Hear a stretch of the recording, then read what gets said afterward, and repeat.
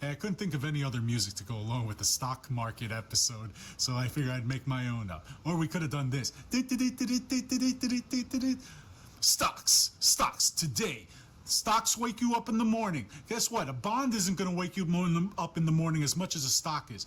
Make money on top of your money, and make dividends on top of the money that you made on top of the money. So, this episode's about stocks. And what we're going to accomplish here, hey, what is a stock? Why is it important? Who, what, when, how, and why? Very important. But we're also going to get into how this kind of all got started. Because you just don't wake up in the morning and say, I got a stock, you know? Another thing you want to ask yourself, what's the worst that could happen? So that's the bad part. And then the ugly part is, what is the absolute bottom?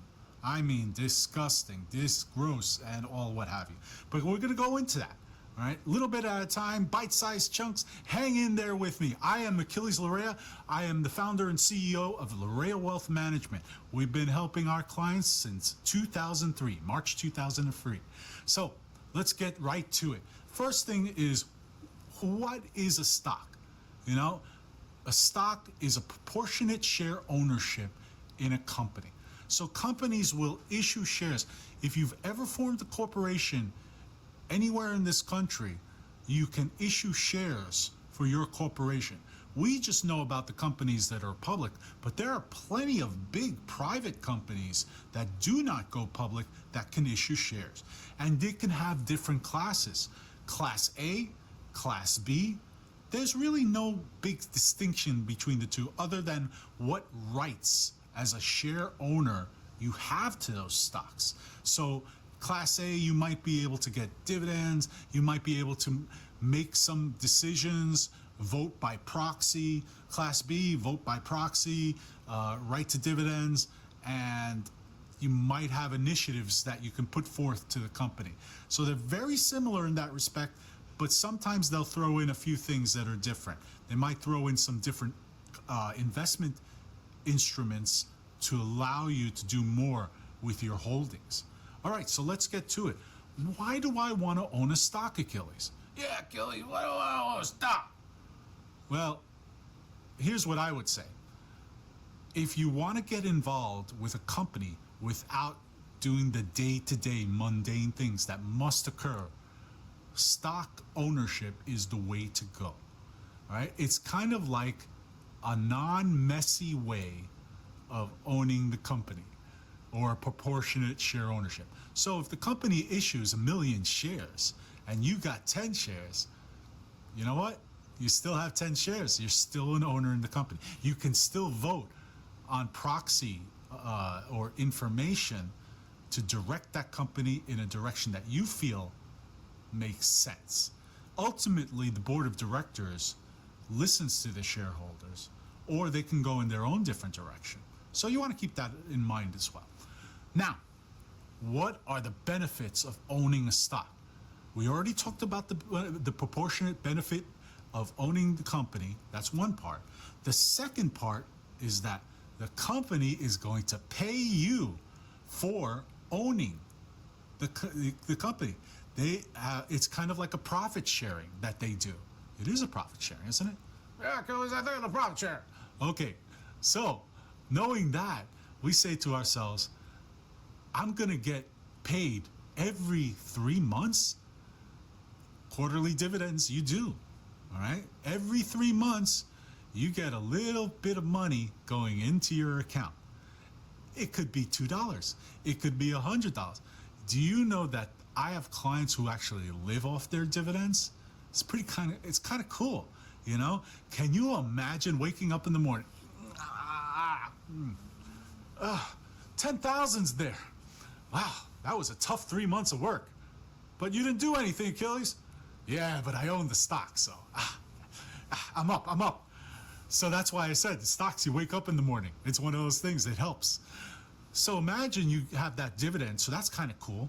Now imagine, in addition to the dividends, you're making money in other places as well. And that's the important thing to return. Say in bonds, you're making interest, and they pay out twice a year. So you got stocks paying on a quarterly basis or every 3 months, bonds paying every 2 months, twice a year, right? And if you own something called an exchange traded fund or an ETF or a bond fund or a stock fund, they could conceivably pay you every single month. The ETFs especially, or exchange traded funds, as I mentioned before, they pay their shareholders every month because at some point every single month a stock is paying its dividend. And I think that's really nice to consider. It's not the end all be all, and it's not as big as if you own the individual stock, but sure can help. And it sure pads the portfolio. Yeah, come to me, give me some money. I'll take a little bit. So keeping that in mind, that's another benefit. Now, the biggest benefit that everybody knows in stock ownership is that every year the company is endeavoring or trying to make money. So if your stocks, let's just throw out a number, your stock is $10, right? But over the years, they're doing the right thing. They're paying their dividends. They're paying their debt service. They're doing exactly what they need to do. They're growing the company by double-digit percentage, which happens with a lot of big capitalization companies or companies that have over 50 billion in capitalization. If they're doing the right thing, every single year they'll try to do two things. One is the obvious. They will grow as far as share price. So if you're at $10, they might end up the year where the share price could be $14 or $20. We have two categories. One, what that means. I got a $10 stock, right? I think that the stock is worth $30. So I'm going to own that company, forego the dividends, because a lot of these companies that are just strictly growth, and they tend to be on a little smaller side, but strictly growth. Next thing I know, I got $30 a share. I've made $20 a share. It's kind of cool. I didn't get dividends in the process, but you know what? Heck, that's the way it goes. But then you got something we call growth with dividends, or what we call growth and income, right? Growth and income with big companies like that, they are giving you that growth. So at $10 a share, maybe they don't go to 30. Maybe they go to $18.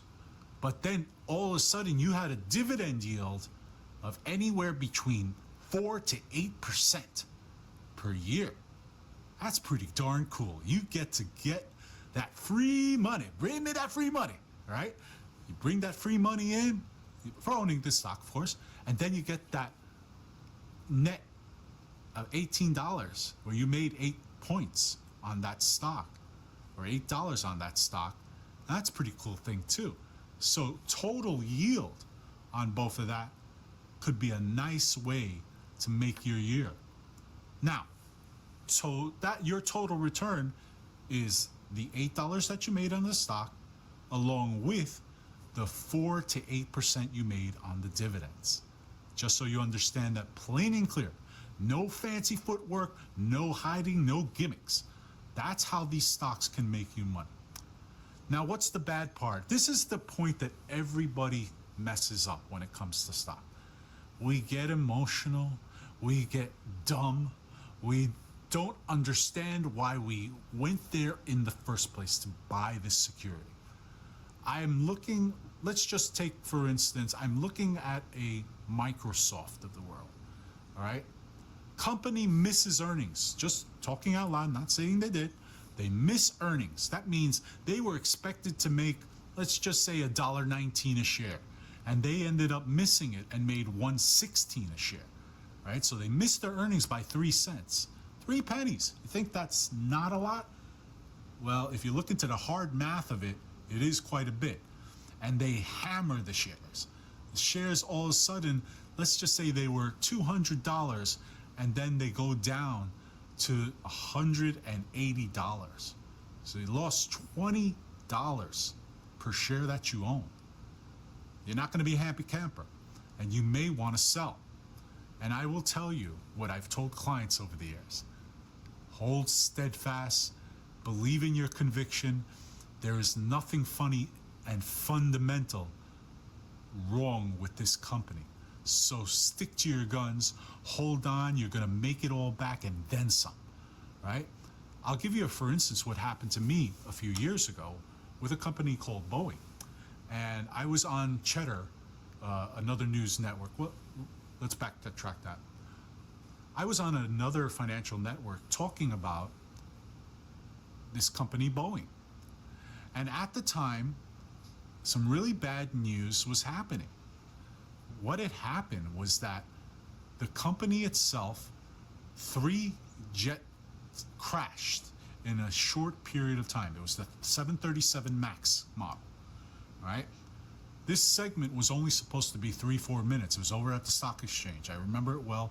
Unfortunately, I was not feeling physically well, but we went and did a 10-minute segment on Boeing on what happened. The commentators or the anchors said to me, you know what? We are at the point where we don't believe in the stock anymore. Achilles, why do you believe in this company? And I'll just call the guy John. I said, John, the reason why I believe in this company is that nothing fundamentally happened with this company. First off, it's too early to know what happened. It could have been pilot error. It could have been a number of other things, not the construction or the conviction that the workers have behind putting these planes together.